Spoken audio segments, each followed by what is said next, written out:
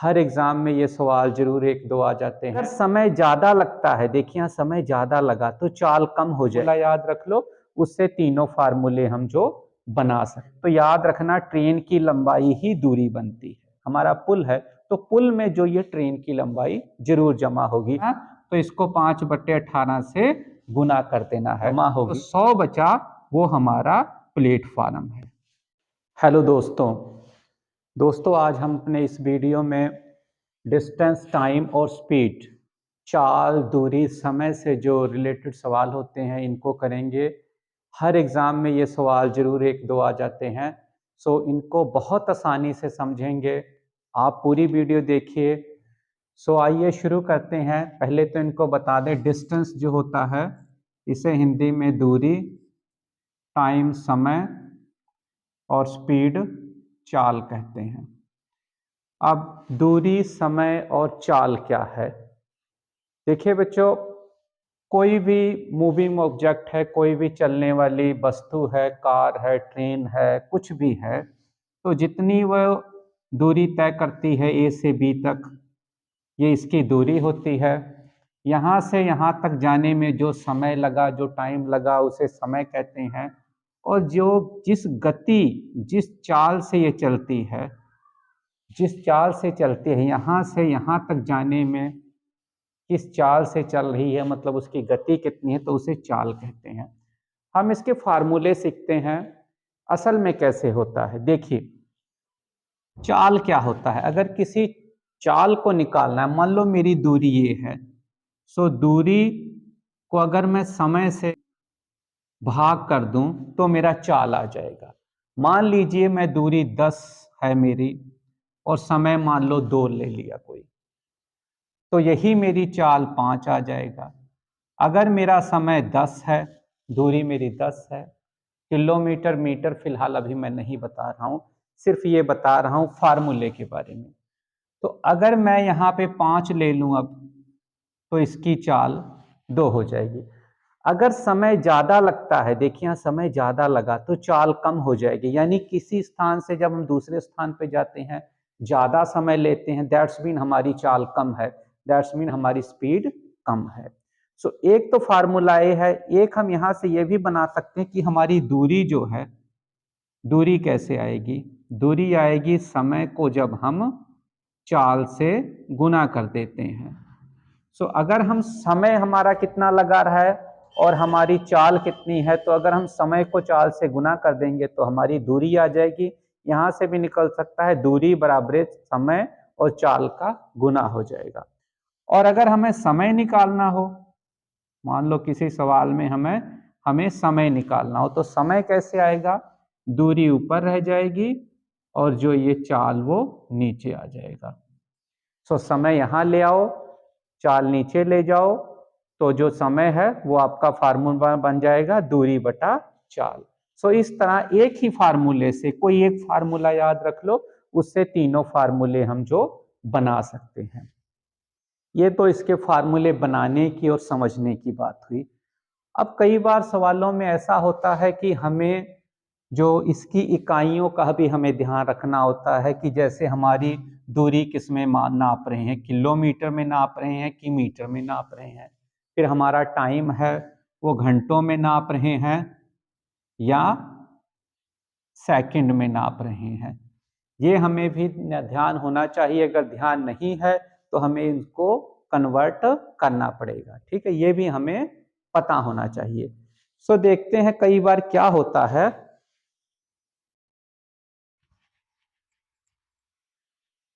कई बार हमारी मान लो चाल अगर दिया हो, इसको हम पढ़ेंगे किलोमीटर पर आवर, किलोमीटर प्रति घंटा। इसको ऐसे भी लिख सकते किलोमीटर बटा घंटा, ठीक है। सो ये जो घंटे हैं वो नीचे लिखे जाते हैं, ठीक है। इसका भी मतलब ही है, इसका भी मतलब है। इसका मतलब है कि कितने किलोमीटर कितने घंटों में जाती है, 1 किलोमीटर 1 घंटे में। अगर यहाँ पे ये भी हो सकता है मीटर पर आवर या मीटर पर सेकंड, ठीक है, कि एक कितने मीटर कितने सेकंड में। इसका मतलब यही है कि चाल है मान लो 2 किलोमीटर पर आवर। इसका मतलब है कि 2 किलोमीटर जाती है पर आवर, प्रत्येक घंटे में 2 किलोमीटर। ठीक है, अगर यहां लिखा हो 2 मीटर पर सेकंड, इसका मतलब है 2 मीटर जाती है हर एक सेकंड में।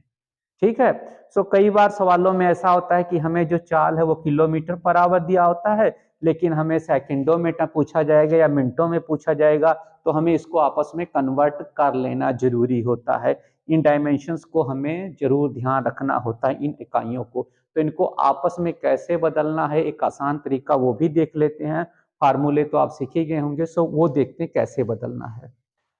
सो बेटा देखो, अगर हमें इकाई दी हो, किसी वस्तु की चाल दी हो किलोमीटर प्रति आवर में, किलोमीटर प्रति घंटे में, और इसको हमें मीटर प्रति सेकंड में बनाना है, तो याद रखना इसको हमें गुना करना पड़ेगा 5/18 से।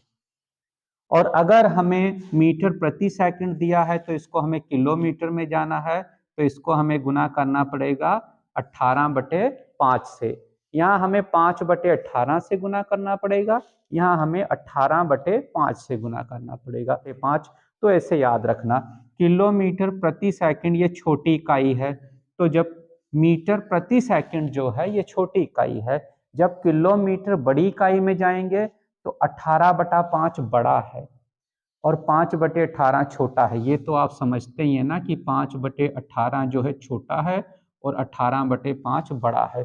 तो जब बड़ी इकाई में जाना है यानी किलोमीटर प्रति घंटे में जाना है, तो बड़ी इकाई से गुना करना है, 18/5 से गुना करना है। और जब छोटी इकाई में जाना है किलोमीटर प्रति आवर से मीटर प्रति सेकंड में, तो छोटी इकाई से गुना करना है 5/18 से। ये बात क्लियर हुई। अब ये 5/18 या 18/5 कैसे आता है, ये भी मैं आपको बताता हूँ। मान लो कि हमारी चाल जो है वो किलोमीटर प्रति आवर है, इसको हमें ले जाना है मीटर प्रति सेकंड में। सो किलोमीटर, 1 किलोमीटर में कितने मीटर हैं, मैं इसको मीटर में बनाता हूँ, 1000 मीटर हैं।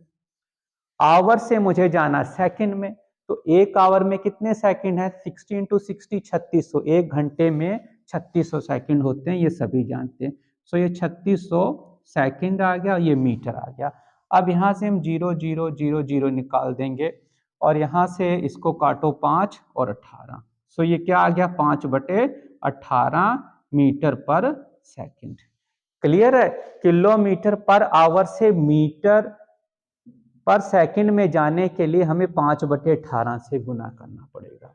सो यहां से आया 5/18, और जब हम इसको उल्टा करेंगे, इधर से इधर लाएंगे, वो भी हम बदल सकते हैं, तो उसमें 18/5 निकल के आएगा। सो यहां से 5/18 और 18/5 का कंसेप्ट होता है। याद रखना, बड़े में जाने के लिए बड़ा लेना है। इससे आप फटाफट सवाल में आसानी से कर सकते हो, अपना समय बचा सकते हैं। अब इसको बहुत सारे कुछ चीजें हैं, टिप्स पे याद रह जाती हैं कि वो भी हम देख लेते हैं। ये देखना बड़ा सिंपल सा है। तो आगे मैं बता रहा था दोस्तों कि हम जो है इसको बदल सकते हैं, इससे याद भी रख सकते हैं। जेकर अगर मान लो हमारे पास 5 मीटर पर सेकंड है, हमारे पास कोई चाल 5 मीटर पर सेकंड है और इसको हम किलोमीटर पर आवर में बनाएं तो कितना बनेगा। सो किलोमीटर प्रति घंटे में बनाएं, प्रति आवर में बनाएं तो कितना बनेगा।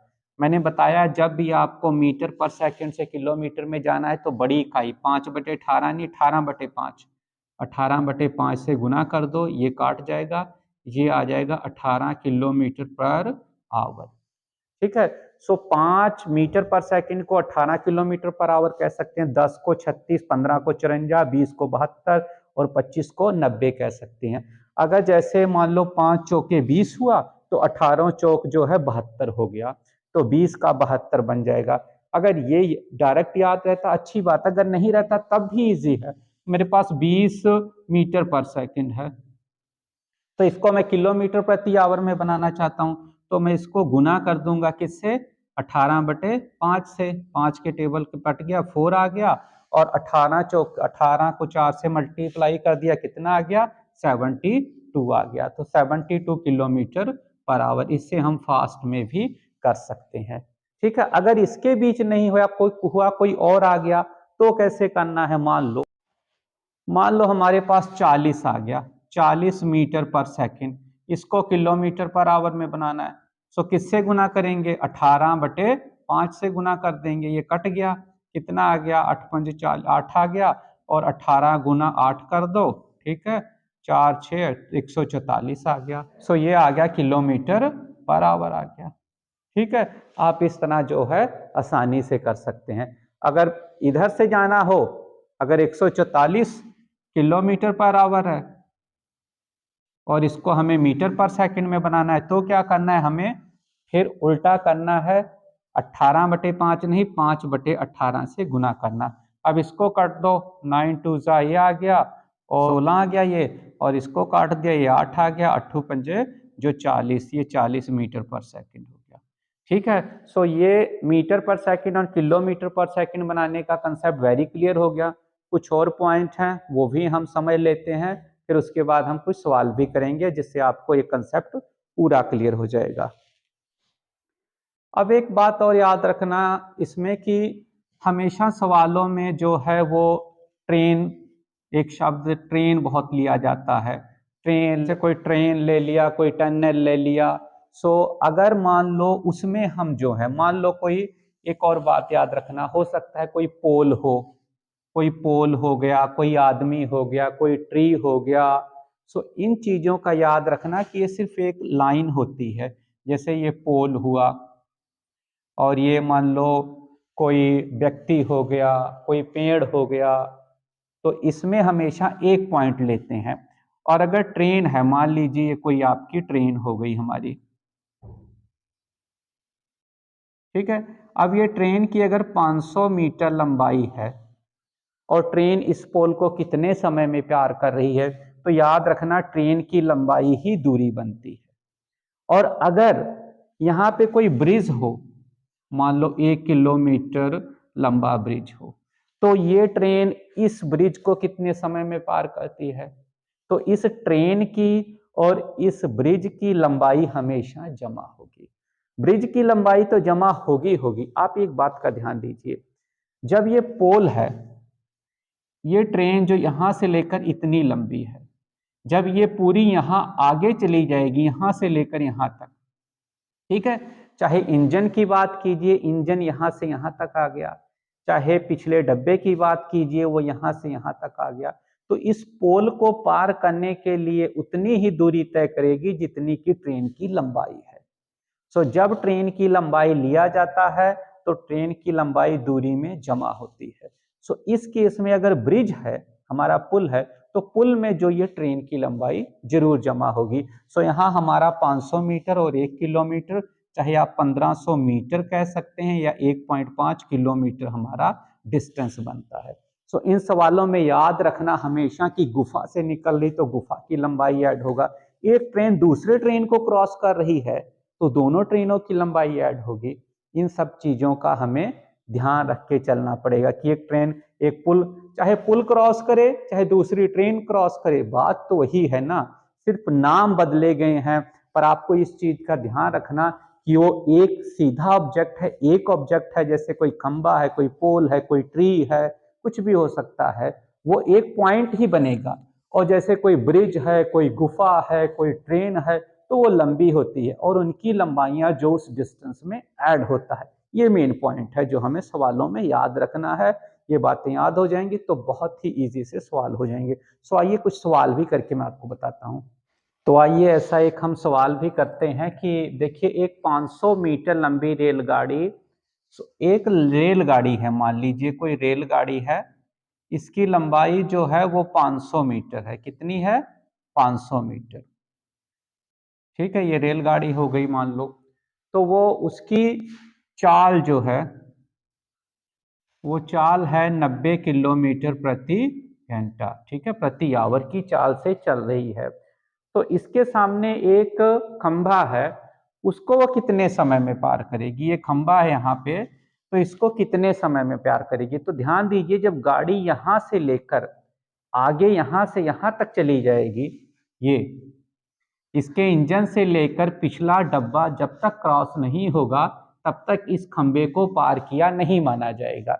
जैसे मान ली ये ट्रेन है, अब जा रही है, यहाँ से लेकर यहाँ पहुँच गई तो पार कर गई, तो इस गाड़ी की लंबाई ही इसके द्वारा तय की गई दूरी मानी जाएगी। सो इस बात का याद रखना हमेशा कि गाड़ी की लंबाई ही दूरी होती है। देखिए ये दूरी जो है ट्रेन की वो मीटर में है, ठीक है, और ये चाल जो है वो किलोमीटर में है।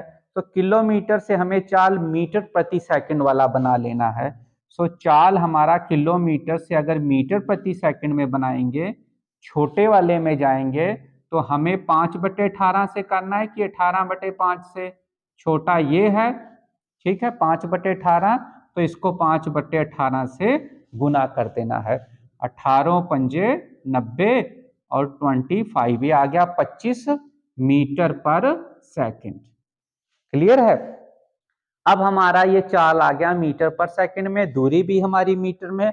अब काम आसान हो गया। अब हमारा समय कैसे आएगा? समय हमारा आ जाएगा दूरी,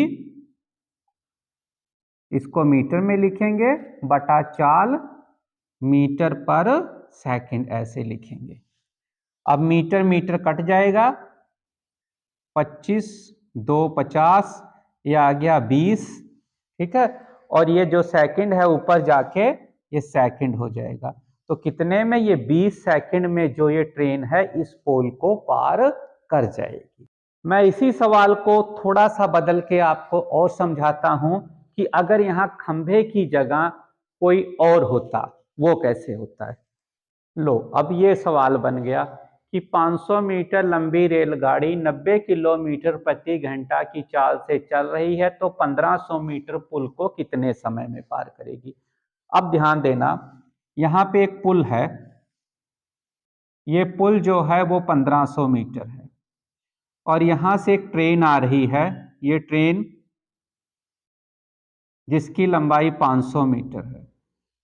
तो ये ट्रेन इस पुल को कितने समय में पार करेगी। तो नोट करना, जब यहाँ से ट्रेन चलना चढ़ना इस पे शुरू होगी पुल पे, तो जब ये पुल का ये आखिरी इंजन, ये आखिरी डब्बा जब तक नहीं पार करके आगे तक नहीं चली जाती, तब तक वो पुल पार किया नहीं माना जाएगा। यानी इसमें पुल की लंबाई और ट्रेन की लंबाई पूरा जमा होगी। जैसे फिर ये ट्रेन है, अब इस पे आ गई तो ये पुल पार कर रही है, ये पूरा पुल, या अभी पुल नहीं पार किया इसने, ये और आगे जाएगी, ठीक है। तो जब यहाँ पहुंच जाएगी, ये लास्ट पॉइंट से आगे निकल गई, तो ये पुल पार कर गई। यानी कितना दूरी तय करेगी? यहाँ से शुरू करना है हमें, यहाँ से लेकर यहाँ तक, ठीक है।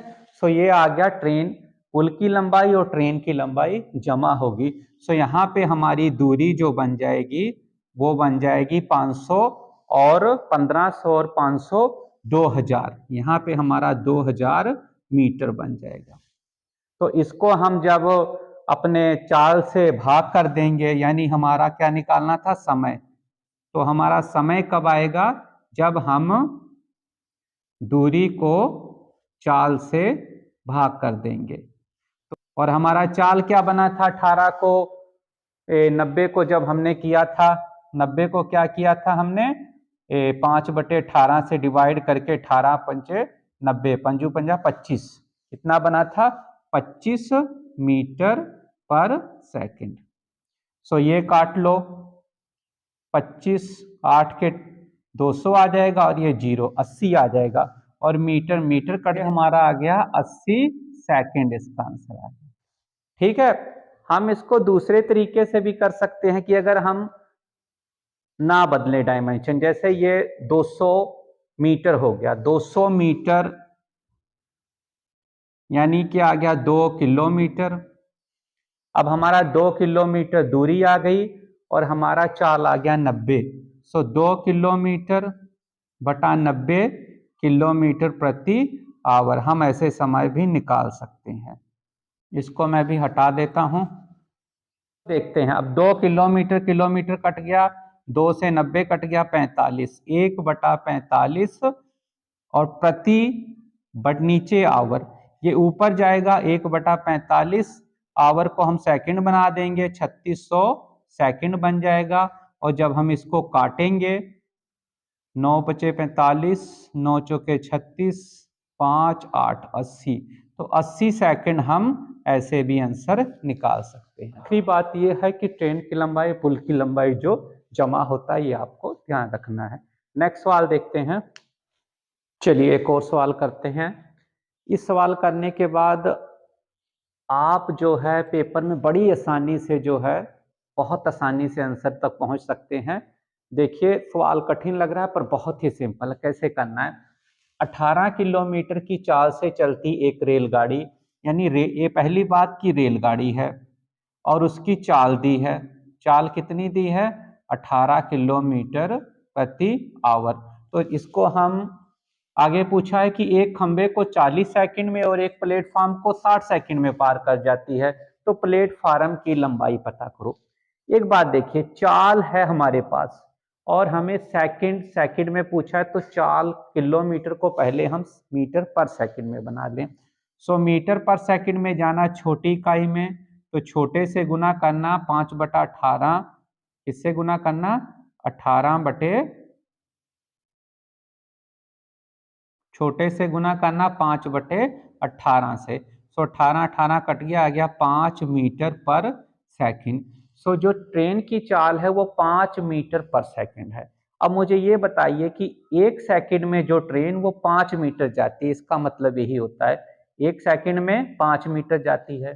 तो 40 सेकंड में एक खंबे को पार कर रही है, तो 40 सेकंड में एक खंबे को जो पार कर रही है, तो 40 सेकंड में कितना जाएगी?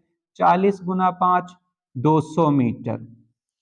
200 मीटर जाएगी ना, क्योंकि हमारा वही फार्मूला है। हमें क्या पता करना है यहाँ पे? दूरी। दूरी किसके बराबर होता है? चाल गुना समय। तो हमारा चाल वो 5 मीटर पर सेकंड है और हमारा जो समय है वो 40 सेकंड है। तो ये आ गया हमारा, सेकंड से सेकंड कट जाएगा, 200 पंजे चौके 200 मीटर। सो ये 200 मीटर जो है वो ट्रेन की लंबाई होगी, क्योंकि एक खंबे को पार कर रही है ना, सो ट्रेन की लंबाई 200 मीटर होगी। अच्छा, जब प्लेटफार्म को पार करेगी तो प्लेटफार्म की लंबाई और ट्रेन की लंबाई दोनों का जमा होगा।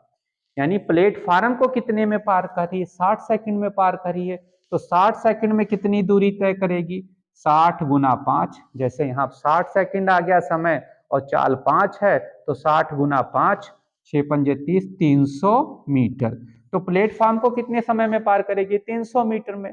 अब 300 मीटर में से 200 मीटर जो है ट्रेन खुद ही है और बाकी 200 में इसमें से माइनस कर लेंगे, तो जो 100 बचा वो हमारा प्लेटफॉर्म है। बात समझ में लगी ना? जैसे ट्रेन आ रही है, यहाँ पे ये हमारी ट्रेन मान लो, ये क्या है? हमारी ट्रेन। तो इस प्लेटफॉर्म को कितने समय में पार करेगी? तो जितने समय में प्लेटफॉर्म को पार करेगी उसमें ट्रेन की लंबाई और प्लेटफॉर्म की लंबाई जमा होगी, और इस प्लेटफॉर्म को ट्रेन जो है वो 60 सेकंड में पार करती है। 60 सेकंड में कितनी दूरी तय करती है? 300 मीटर तय करती है। और एक खंबे को 40 सेकंड में पार करती है, 40 सेकंड में 200 मीटर दूरी तय करती है।